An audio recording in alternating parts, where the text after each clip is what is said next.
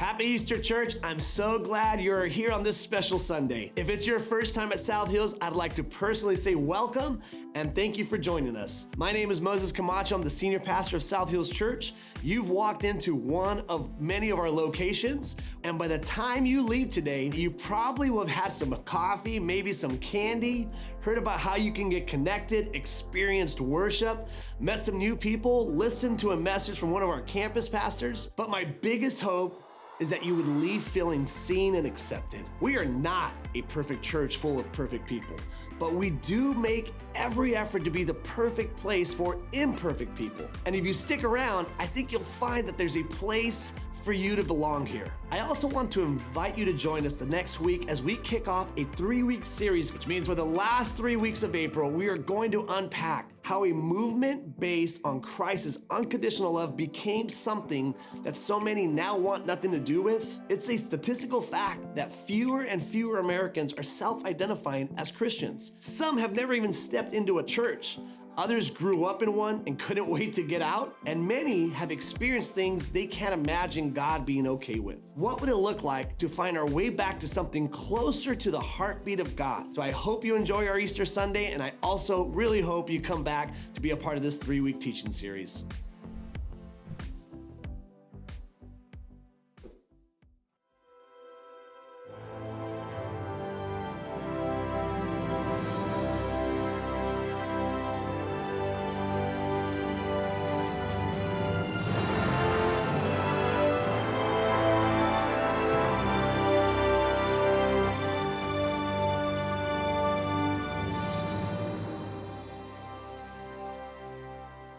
I don't know if you ever did this, but did you ever try to run away from home when you were a kid, or at least want to?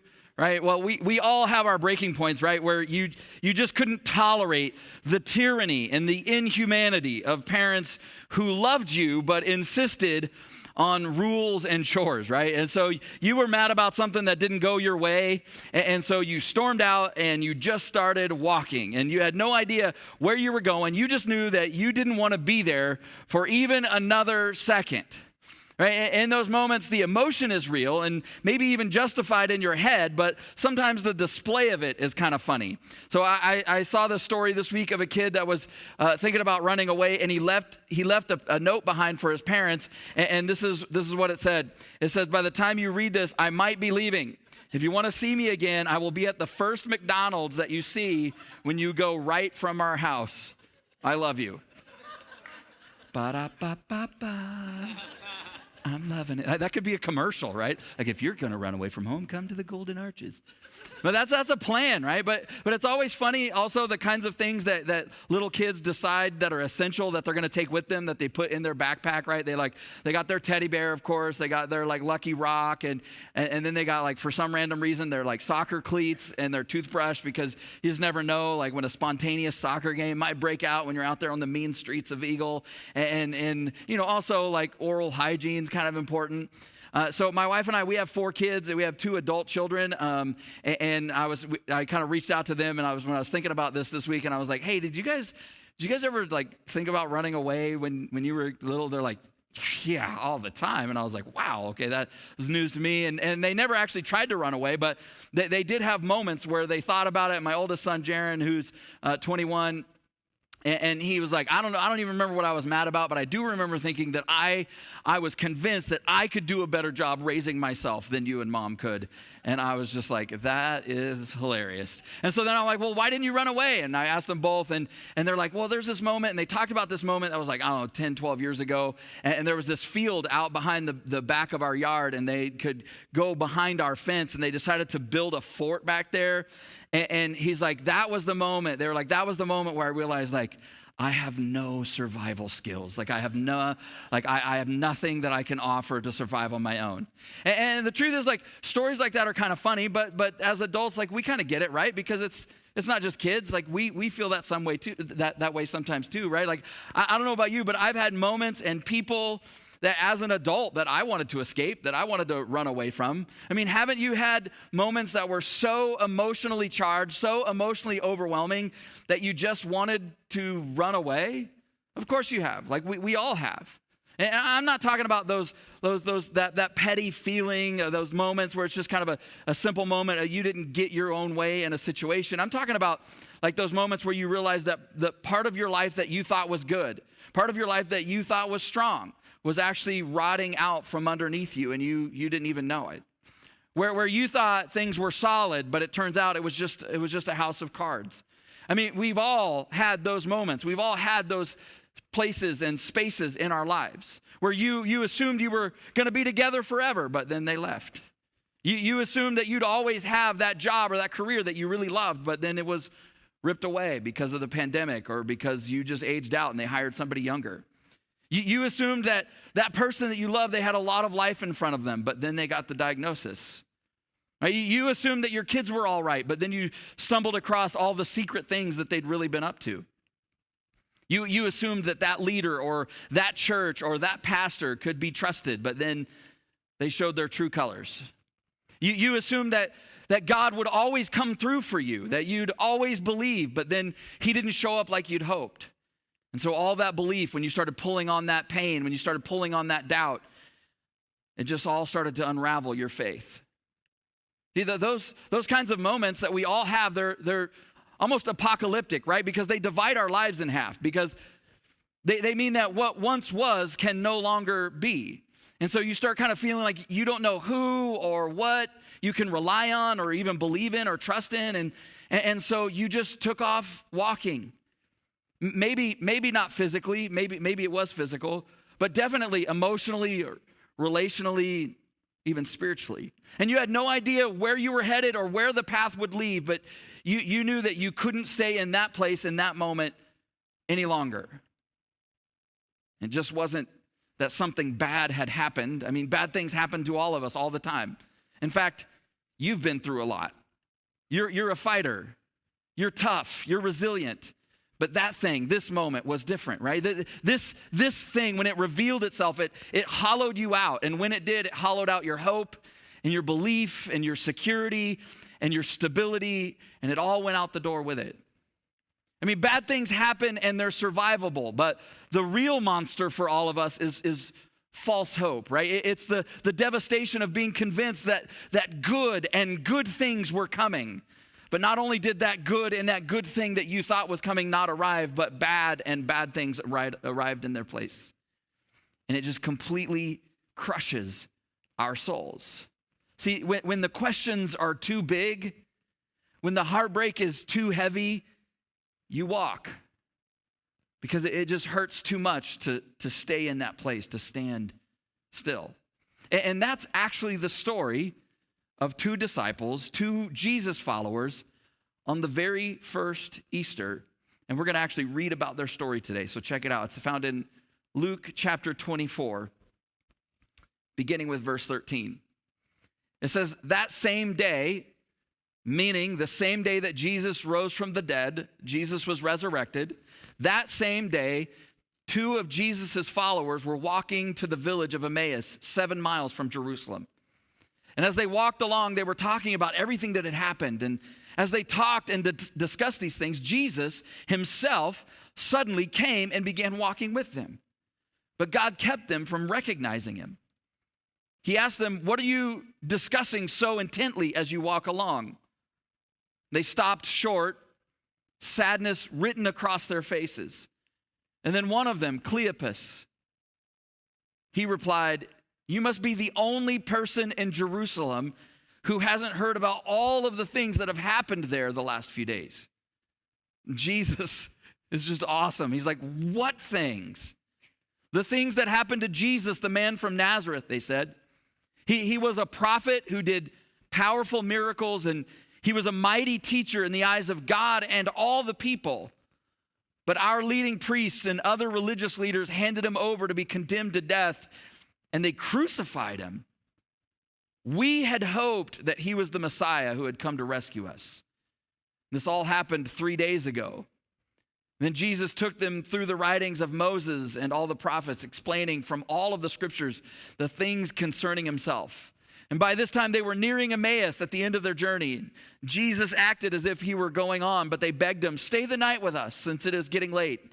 So he went home with them, and as they sat down to eat, He took the bread and he blessed it and he broke it and he gave it to them, and suddenly their eyes were opened and they recognized him. And at that moment, he disappeared. And they said to each other, "Didn't our hearts burn within us as he talked with us on the road and explained the scriptures to us?" And within the hour, they were on their way back to Jerusalem.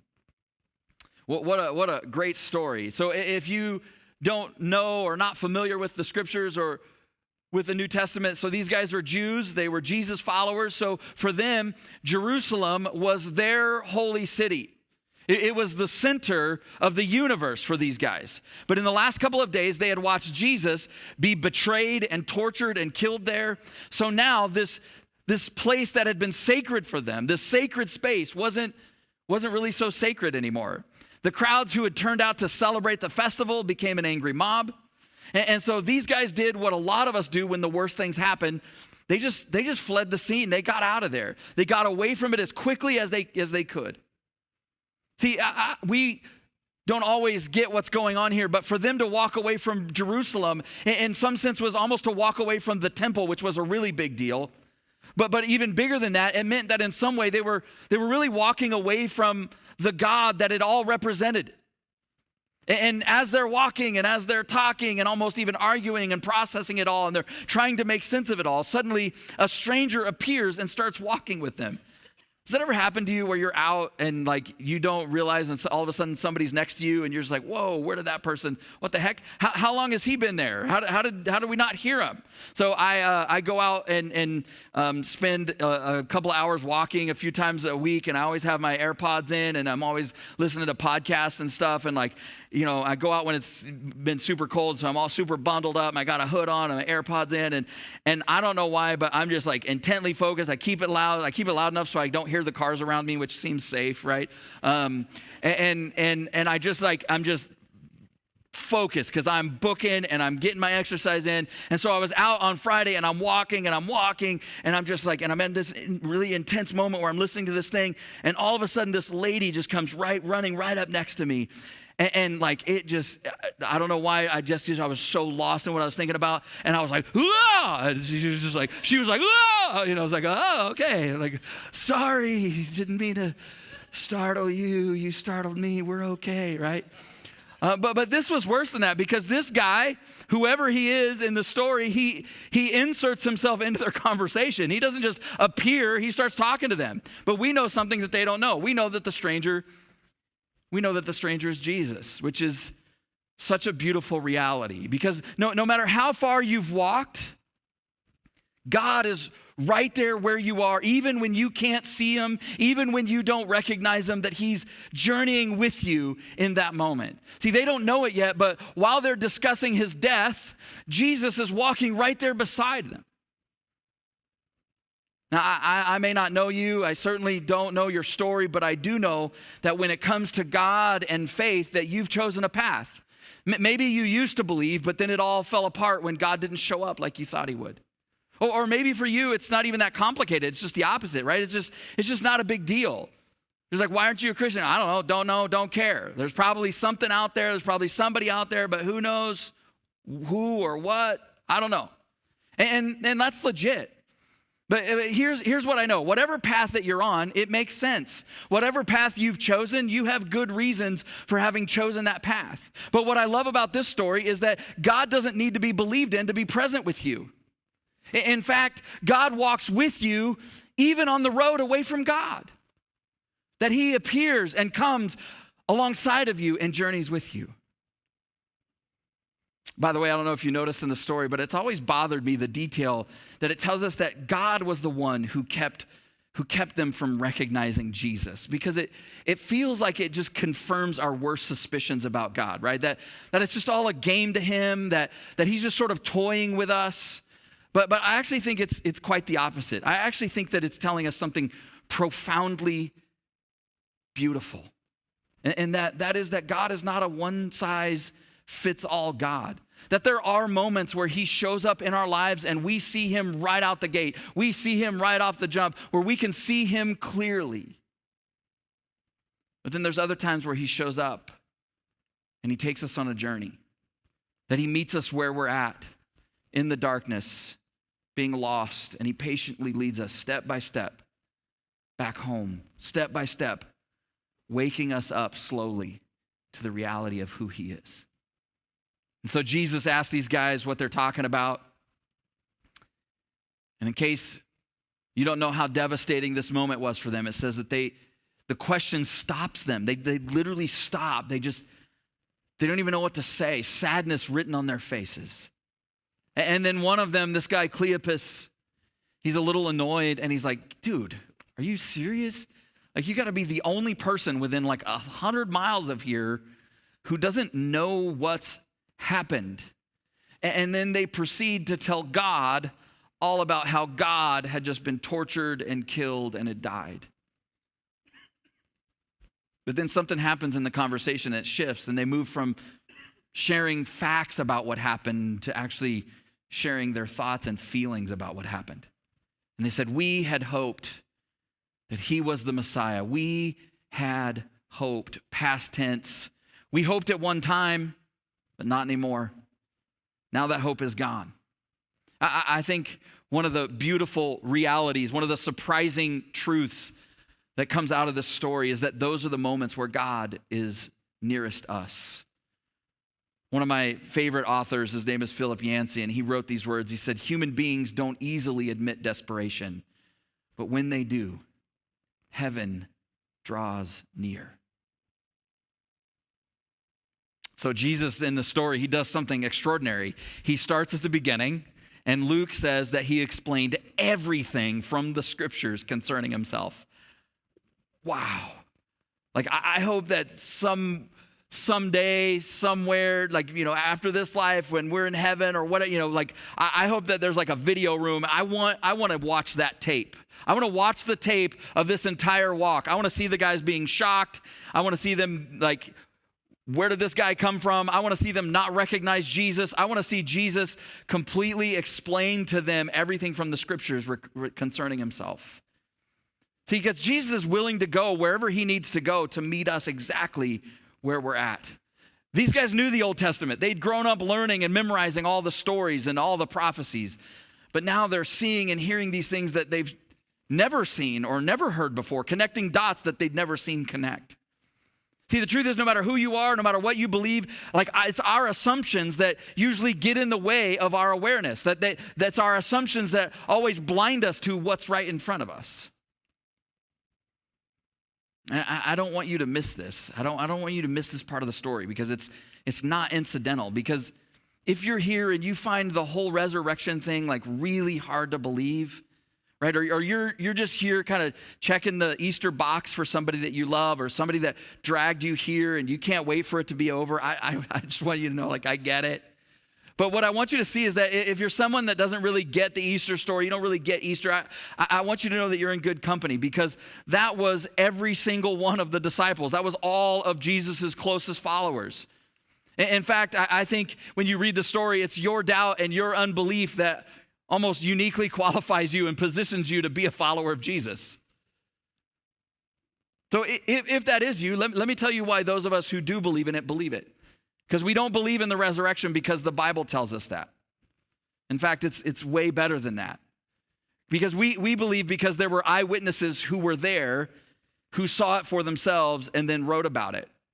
We believe it because a guy named Matthew, who was a tax collector and kind of sold out his own people and then became a Jesus follower, that he saw Jesus resurrected and then he took the time to sit down and write about it.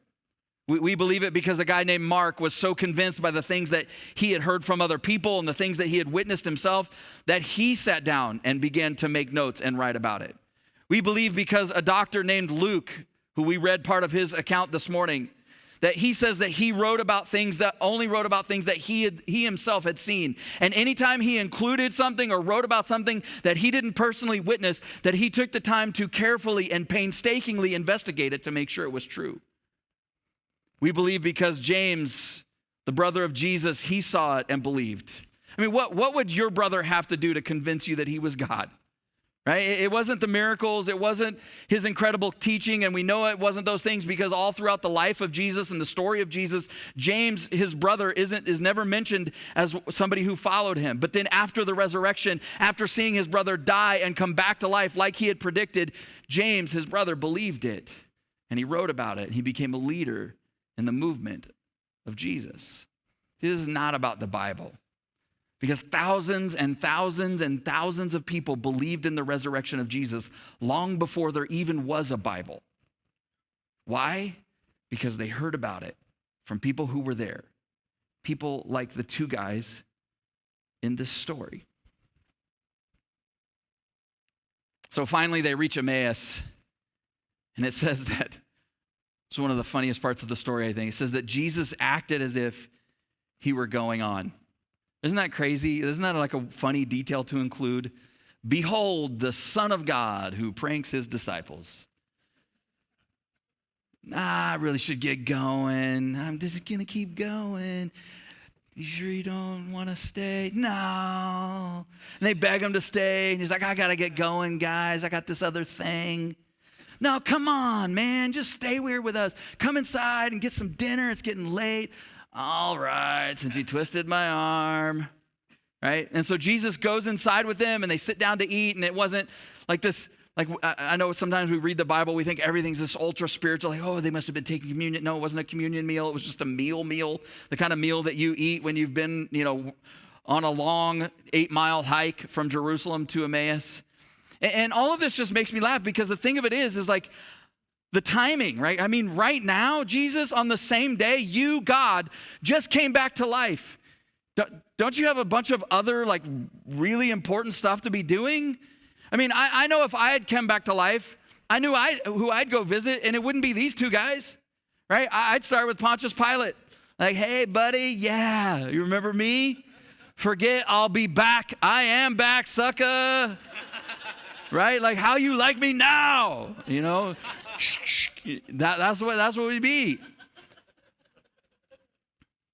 But not Jesus. He goes to dinner with these two guys. These guys aren't even A-list disciples, right? They weren't in the starting 12. They were coming off the bench. They were in the D League, the Developmental Discipleship League. We've never even heard of these guys before this moment. Nobody's ever been like, you guys know the disciples, Peter, James, John, and Cleopas? No, nobody's ever said that. At least Cleopas, he got mentioned, right? The other guy, he gets no love. We don't even know his name. But I think that's kind of the point, right? The point is that Jesus is for everyone. He's for the anybodies and the nobodies, not just the somebodies, not just the people that are super important, not just the elite, not just the people with the power, not just the people with the influence, but Jesus is for everybody, that he invites everyone to the table. And it didn't matter who they were or what they believed or what they had done. Even at his last meal before he knew he was going to die. He still, at that meal, included two people. He included Peter, the denier, the one that would deny that he had any relationship with Jesus. And he included Judas, the betrayer, the one who would ultimately betray him and lead to his death. And so in this story, he breaks the bread and he serves them, which I just think is kind of an interesting detail, that he's their guest and he's the one breaking the bread and serving them. And it says their eyes are opened and they recognize him. And then the beautiful, incredible, unbelievable, improbable reality comes rushing in like a flood for them. And so in verse 32, after he disappears, they said to each other, didn't our hearts burn within us as he talked with us on the road? I wonder, when's the last time that your heart burned within you? Has your heart ever burned within you? You know those moments where, yeah, it was definitely emotional, but it was deeper than that. There was more to it.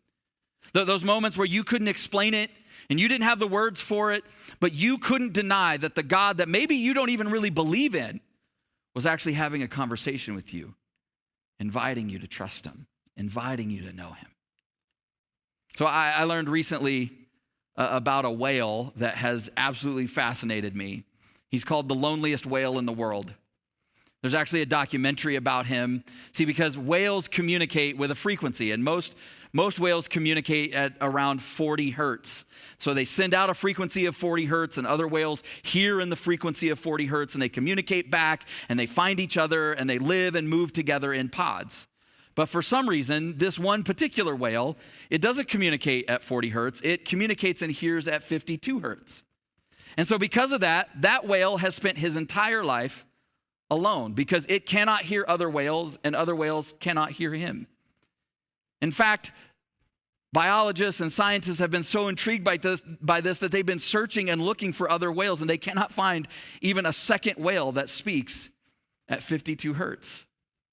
And I remember when I was watching this and I started thinking about it, I think this is part of our dilemma with God, right? Is that God designed us to live at 52 hertz, but we've chosen, because of the brokenness of life, that we live at 40 hertz. And so when he speaks, we can't hear him. And so we say, God isn't here, he doesn't speak, he's not present, he's not talking. But God keeps speaking to us at 52 hertz, but we keep listening and living and talking at 40 hertz. But what we see in the life and the person of Jesus is that God's going, okay, look, I'm going to actually come down. I'm going to become one of you. I'm going to come down to 40 hertz, and I'm going to talk to you at 40 hertz so that you can hear me, so that you can see me, so that you can find me, so that you know that I am with you and you're not alone. But I'm not going to leave you there. I'm actually going to elevate you. I'm going to bring life to you so that you can actually move back up to the 52 hertz that you were supposed to live in, and you can live in relationship with me and know who I am and hear my voice when I speak to you.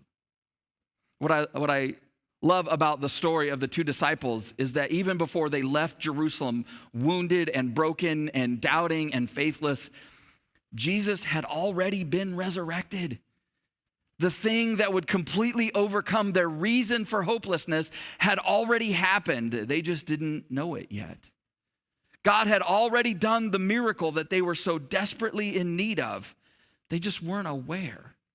But the very second that came into focus for them, everything about life changed. Not because their situation changed, but because they had seen, they had heard, they had changed.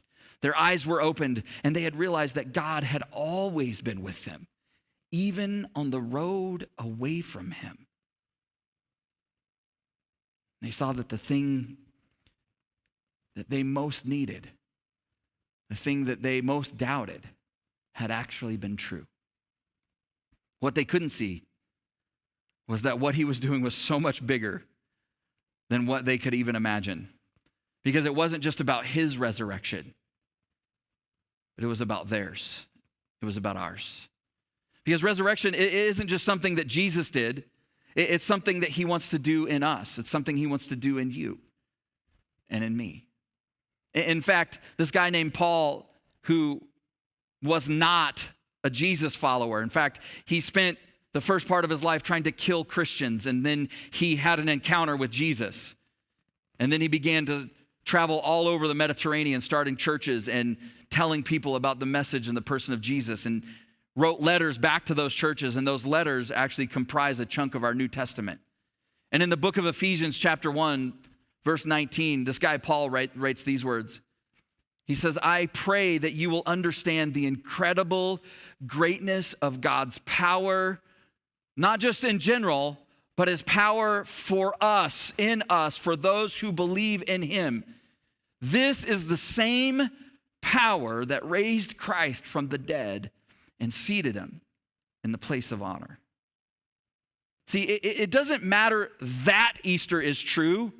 It doesn't matter that the resurrection is true, because the incredible greatness of its power won't change or transform your life or your family or your heart until you actually step into it, until you actually put your trust in it, until you actually take a step towards God.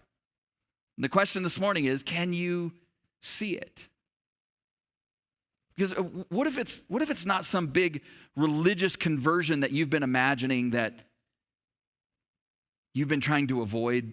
What if that's not what you need? What if you simply need the grace of recognition to see Jesus for who he is, to see that what he's done is for you. It's not just for the world, but it's for you. Because that's the thing that changes everything. And then Luke tells us that once all this happened, that within the hour, they were on their way back to Jerusalem. Once they had this encounter with Jesus, their journey actually stopped being about what they were walking away from and instead became about what they were walking towards, which I think is really powerful because some of us this morning, our life is characterized by what we're walking away from, what we left behind. Our faith is characterized by that moment that devastated us, that moment of doubt, that moment of brokenness, that fear, that whatever it is. And it's this thing that we're just trying to get away from. But what are you walking towards? And that's the thing that I love about God is that he never actually guilts us into coming home. He just gently shows up and reminds us over and over and over again that we always can come home. See, I believe with all of my being this morning that someone has been walking with you down whatever road you've been on that led you here. He may have been a stranger to you, but you are no stranger to him. That God is walking with you whether you recognize him or not. That God is whispering your name and he's speaking into your soul. But a bad church experience or something some pastor or some Christian said or did to you has drowned it out. Right? Or some loss, some fear, some doubt, some pain has silenced you and pulled you back into that 40 hertz. But he just keeps speaking and inviting, drawing you to himself. And that is the good news of Easter, is that you and I were never too far, right? We're never too broken. We're never too messy or too sinful or too lost or even too jaded for God to actually gift us a new story and a new beginning, a new direction, a new path. Romans chapter 10, that same guy, Paul, that wrote that verse I read to you a second ago in Ephesians, he wrote this in another letter. He said, if you confess with your mouth that Jesus is Lord and believe in your heart that God raised him from the dead, you will be saved. For with your heart one believes and is justified, and with your mouth one confesses and is saved. And I know in our culture, like there's a lot of baggage attached to that idea of being saved, right? I know that makes us uncomfortable. But the truth is every single one of us is desperate to be saved from something, whether that's an addiction or loneliness or depression or anxiety or brokenness or meaninglessness or our past or ourselves. But when you step into Easter, when you take a step towards the resurrection, everything changes. The churchy word for that is repentance. Do you know what that word simply means? It simply means to turn around and to walk the other direction. And that's what I want to invite you to do this morning. Would you pray with me?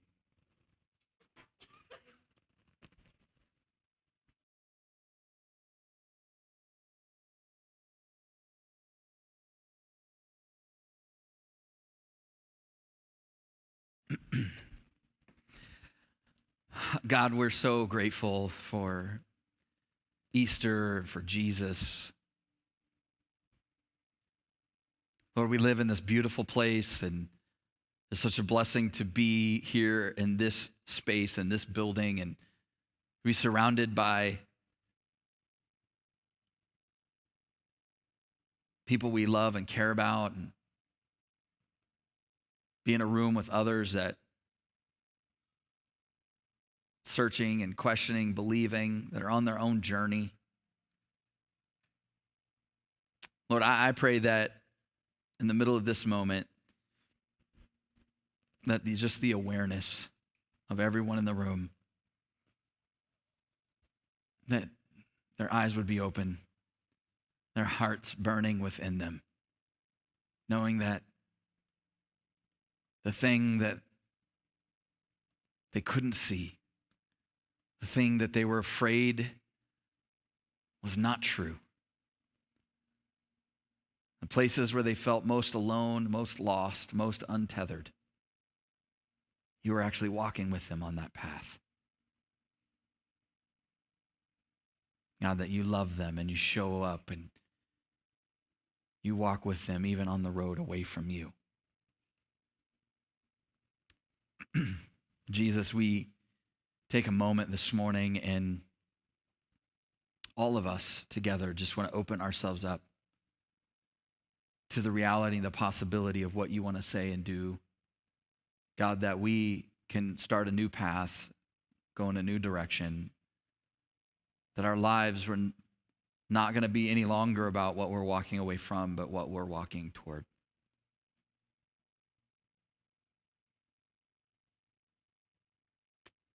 Lord, would you be with us here?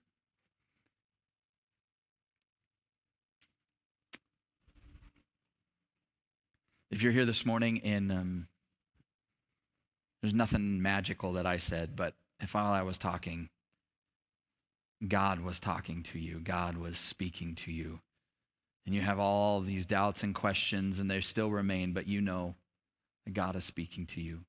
And you've never crossed that line of faith. You've never stepped into Easter. You've never actually said, Lord, I believe that God is here to meet you.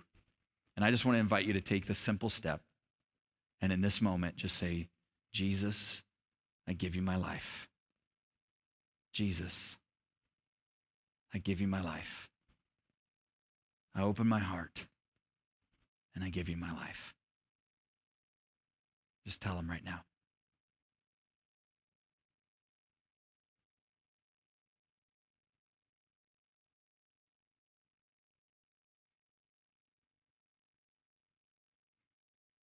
Lord, thank you for the sacredness of this moment. Thank you that you meet us exactly where we're at. I'm so grateful that you're a God, that you don't guilt us or shame us, but you lovingly and gently invite us to come home over and over and over again. Lord, help us to hear, help us to see. Thank you for life. Thank you for love. Thank you for Jesus. In your name we pray. Amen.